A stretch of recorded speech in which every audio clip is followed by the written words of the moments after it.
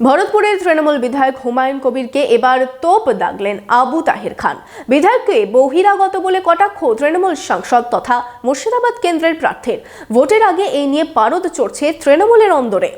Enjoy the beats with DJ Mishti from Kolkata, now at Murshidabad's only discotheque Ignition at Golden Retreat, Baharampur Shilpo Taluke Golden Retreat, luxury 4-star hotel with upcoming club facility.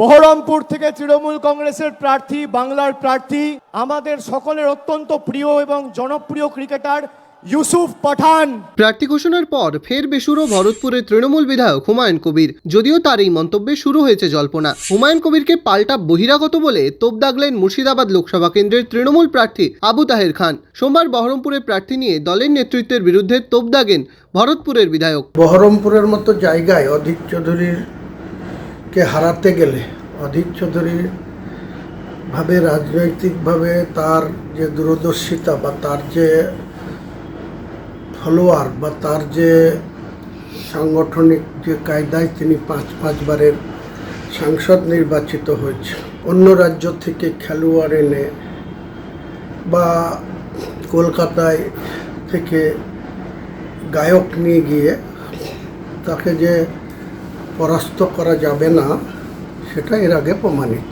এই নিয়ে হুমায়ুনকেই বিদলেন দলেরই প্রাক্তন জেলা chairman তথা মুর্শিদাবাদ লোকসভা কেন্দ্রের তৃণমূল প্রার্থী আবু তাহের খান। তার দাবি, বহরমপুরের তৃণমূল প্রার্থী ইউসুফ পাঠান পার্লামেন্টে গিয়ে জেলার উন্নয়ন করবেন। হুমায়ুন কবির নিজেই তো বহিরাগত ছিলেন, তাকে দিদির ছত্রছায়ায় নিয়ে এসে দিদি প্রার্থী করেছিলেন। দেখুন, অনেকে অনেক কথা বলেন, আমাদের দলনেত্রী প্রার্থী ঠিক করেছেন।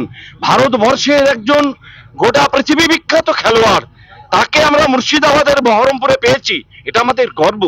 এই ধরনের মানুষকে যদি ভারতবর্ষের পার্লামেন্টে পাঠাতে পারি তাহলে মুর্শিদাবাদের অনেক উন্নয়ন হবে এবং কাজ হবে। সকলের সঙ্গে আলোচনা করতে সব সিদ্ধান্ত হয় না, সবসময় সব সিদ্ধান্ত হয় না।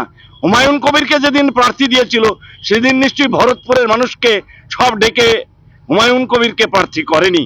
সেদিন দিদি তার চিন্তা ভাবনা নিয়েই হুমায়ুন কবির বহিরাগত ছিল, সেদিন হুমায়ুন কবির ওই মাটিতে ছিল না। তাকে নিয়ে গিয়ে সুদূর সেই সালারে এবং ভরতপুরে প্রার্থী করা হয়েছিল। সুতরাং এটা কেউ ভাবে না যে অমুক বহিরাগত আর অমুক বহিরাগত নয়। সুতরাং হুমায়ুন কবির যেটা বলতে চাইছেন, উনিও বহিরাগত, তাকে দিদি তার ছত্রছায়ায় নিয়ে এসে তাকে প্রার্থী করেছে, আমরা গর্বিত। ভোটের আগে প্রার্থী নিয়ে শাসক দলের বিধায়কের মন্তব্যে শুরু হয়েছে জল্পনা।